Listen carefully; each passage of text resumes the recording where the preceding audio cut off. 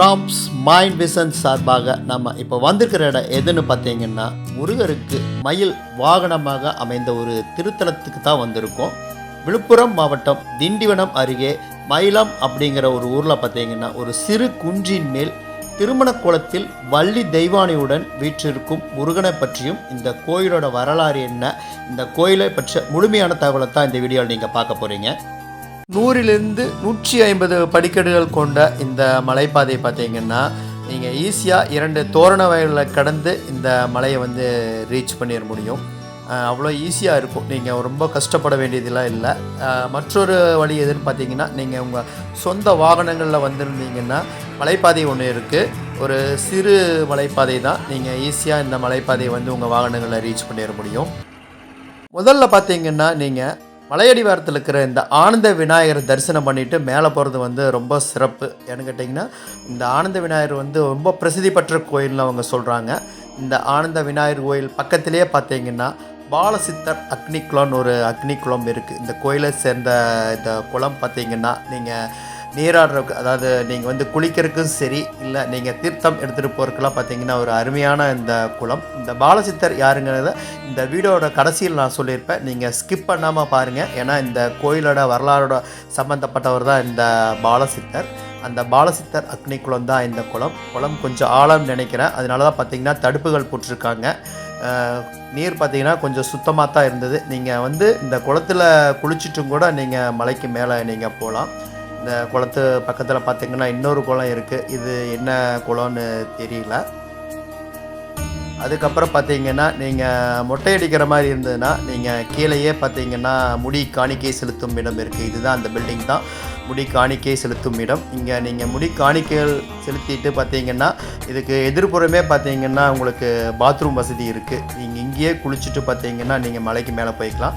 மலைக்கு மேலே பார்த்தீங்கன்னா குளிக்கிறதுக்குலாம் எந்த வசதியும் கிடையாது. அதனால் நீங்கள் காலையில் ஏர்லி மார்னிங் வர்ற மாதிரி இருந்ததுன்னா இங்கே கீழேயே நீங்கள் எல்லாம் குளித்து ரெடி ஆகிட்டு மேலே போய்க்கிறது பார்த்தீங்கன்னா என்னை பொறுத்த வரைக்கும் நான் பெட்டர்னு சொல்லுவேன்.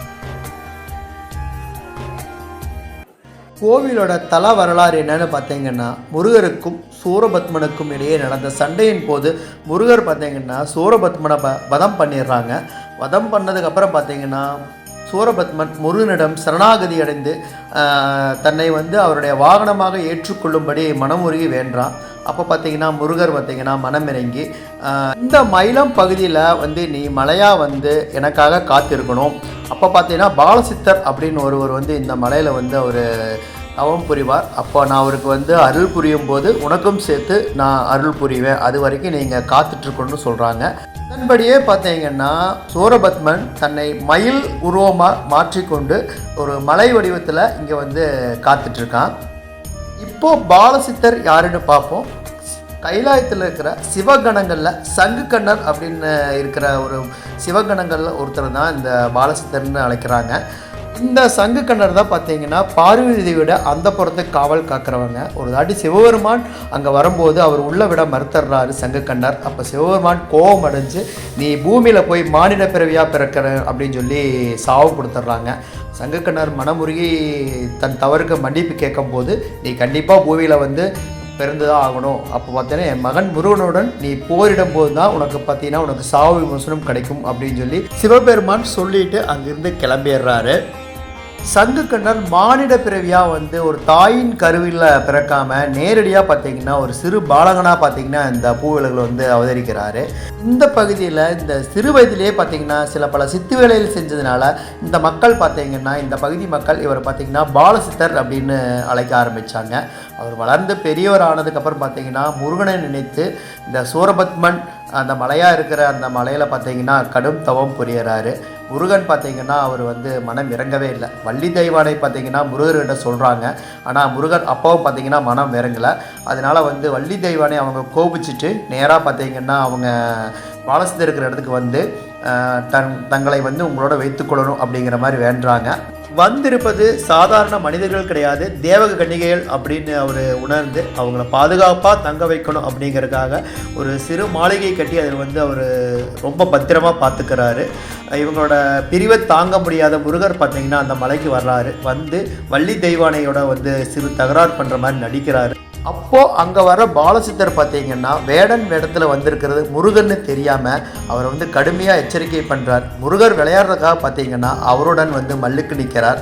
அப்போ பாருங்கள், பாலசித்தர் பார்த்தீங்கன்னா கடுமையான வார்த்தைகளை பிரயோகிச்சுட்டு அவரோட வந்து சண்டைக்கு போகிறாங்க. இருவரும் கடுமையாக சண்டை போட்டிருக்கும்போது பார்த்தீங்கன்னா சண்டை முடியவே இல்லை. அப்போது இடையிலே பார்த்தீங்கன்னா பாலசித்தர் வந்து முருகர் தான் வந்திருக்காருன்னு கண்டுபிடிச்சிட்டு அவர் வந்து மனமுருகி வேண்டுறார்.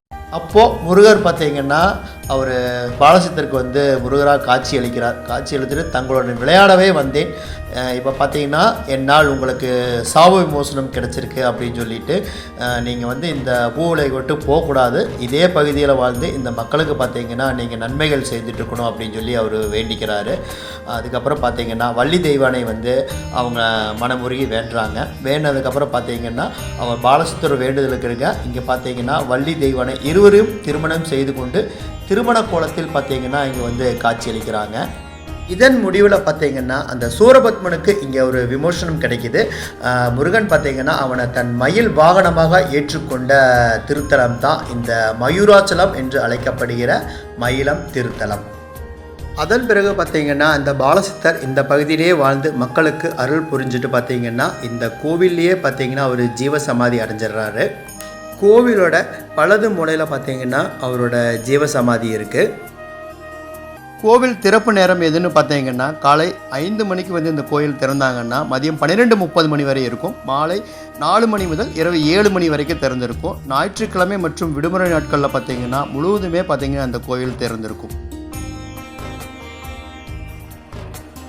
நீங்கள் படிக்கட்டு வழியில் வந்தாலும் சரி, இல்லை உங்கள் சொந்த வாகனங்கள் வந்திருந்தாலும் சரி, இங்கே சொந்த வாகனங்கள் வந்திருந்தால் இந்த இடத்துக்கு பார்த்தீங்கன்னா அந்த பார்க்கிங் ஏரியா இருக்குது. உங்கள் வண்டியை பார்க் பண்ணிவிட்டு இங்கே இருந்தால் பார்த்தீங்கன்னா நீங்கள் மலைக்கு வந்து மேலே ஏறி போகிற மாதிரி இருக்கும்.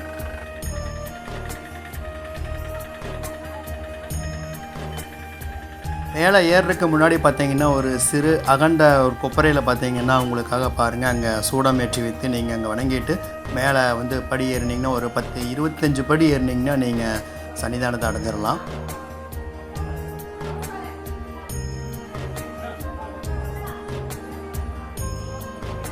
மேலே வந்ததையுமே பாருங்கள், ராஜகோபுரம் எவ்வளோ கம்பீரமாக அழகாக உங்களுக்கு காட்சி அளிக்குதுன்னு பாருங்கள். ராஜகோபுரம் எவ்வளோ அழகாக இருக்குன்னு பாருங்கள், கம்பீரமான தோற்றத்துடன் காட்சி அளிக்குது இந்த ராஜகோபுரம். நம்ம சுவாமி தரிசனம் பண்ணுறதுக்கு முன்னாடி பாருங்கள், வெளிப்பிரகாரம் கோயிலோட வெளிப்பிரகாரத்துக்கு பார்த்திங்கன்னா ஒரு சுற்று வந்துட்டு அதுக்கப்புறம் போய் நம்ம உள்ள முருகப்பெருமானை வந்து தரிசனம் பண்ணுவோம். கோயிலோட வெளிப்பிரகாரம் பார்த்திங்கன்னா நல்லா ஒரு பறந்து விரிந்து நம்ம வந்து ஒரு சுத்தமான காற்றோட்டத்தோடு நடந்து போகிற மாதிரி தான் பார்த்திங்கன்னா அவ்வளோ அருமையாக இருந்துச்சு. கோயிலோட வெளிப்பிரகாரம் பாருங்கள், ஒவ்வொரு அந்த கோபுர அமைப்புமே பார்த்திங்கன்னா கண்கொள்ளா காட்சியாக தான் இருந்துச்சு. உள்ள ஒவ்வொரு சன்னிதானத்துக்கு மேலே பாருங்கள் ஒரு சிறு கோபுரங்கள், அது பார்க்குறக்கே பார்த்திங்கன்னா கண்ணை கவரும் விதத்தில் தான் இருந்துச்சு. இந்த மலையை சுற்றி பார்த்திங்கன்னா நொச்சி மரங்கள் தான் ஜாஸ்தி இருக்குது. இந்த நொச்சி மரங்கள் அதிகம் இருக்கிறனால பார்த்திங்கன்னா அந்த நொச்சி இலைகளால் ஆன மாலைகளை தான் பார்த்திங்கன்னா பாருங்கள் முருகருக்கு ஃபஸ்ட்டு சாத்திட்டு அதுக்கப்புறம் தான் பூ மாலைகள் போடுவாங்க. இந்த கோவிலில் பார்த்திங்கன்னா முருகர் வள்ளி தெய்வானைக்கு காலை வேளைகளில் பார்த்திங்கன்னா வெள்ளிக்காப்பு சாத்தியிருப்பாங்க. இதே பாருங்கள் மாலை வேளைகளில் பார்த்திங்கன்னா தங்க காப்பு சாத்தி தான் வந்து அங்கே பூஜை நடைபெறும்.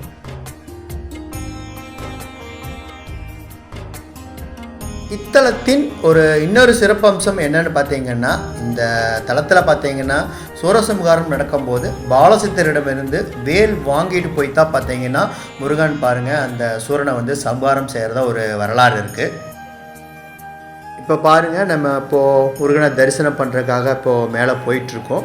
இப்போ கோயிலுக்குள்ளே பார்த்தீங்கன்னா ஃபோட்டோ வீடியோ எடுக்கிறதுக்கு அனுமதி கிடையாது.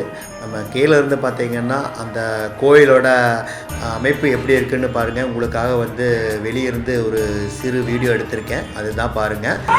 இப்போ உள்ளே போயாச்சு. இப்போ பார்த்தீங்கன்னா திருமண கோலத்தில் இருக்கிற முருகர் வள்ளி தெய்வானை தரிசனம் பண்ணிவிட்டு இப்போ வெளியே வந்தாச்சு. நீங்கள் முருகனை தரிசிச்சுட்டு வரும்போது பார்த்தீங்கன்னா வலது மூலையில் பாருங்கள் இந்த பாலசித்தரோட ஜீவசமாதி இருக்கிறடா இதுதான். கண்டிப்பாக நீங்கள் அந்த கோயிலுக்கு போனீங்கன்னா அவர் ஜீவசமாதி இருக்கிற இடத்த பார்த்து தரிசிச்சுட்டு வாங்க. மலை சார்ந்த கோவில் அப்படிங்கிறனால பார்த்தீங்கன்னா குரங்குகள் தொந்தரவு பார்த்திங்கன்னா இங்கே ரொம்ப ஜாஸ்தியாக இருக்குது. நிறைய குரங்குகள் இருக்குது. நீங்கள் கொண்டு போகிற பொருளெல்லாம் பார்த்திங்கன்னா கொஞ்சம் பாதுகாப்பாக வச்சுக்கங்க. ஏன்னா குரங்குகள் பார்த்திங்கன்னா கையிலேருந்து தட்டி பறிச்சுட்டு போயிடுது.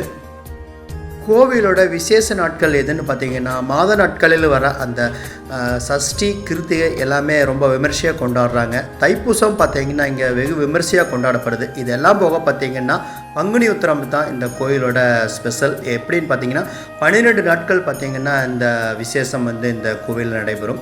அந்த விசேஷ நாட்களில் பார்த்திங்கன்னா இந்த தேரோட்டம் தான் பார்த்திங்கன்னா ரொம்ப விமர்சையாக கொண்டாடுறாங்க. இந்த பங்குனி உத்திரம் 12 நாட்கள் பார்த்திங்கன்னா அங்கே கோயிலில் சிறப்பு பூஜைகள் நடைபெறும். முருகர் பார்த்திங்கன்னா வள்ளி தெய்வானையோட பார்த்திங்கன்னா விதவிதமான அலங்காரங்களில் பார்த்திங்கன்னா இந்த கோவிலை வலம் வர்றது தான் ரொம்ப பிரசித்தி பெற்ற திருவிழா. தரிசனம் முடிஞ்சது. ராம்ஸ் மைண்ட் விசன் சார்பாக இதுவரைக்கும் இந்த வீடியோவை பார்த்துட்டு இருந்த உங்கள் அனைவருக்கும் அன்பு கலந்த நன்றியும் வணக்கமும்.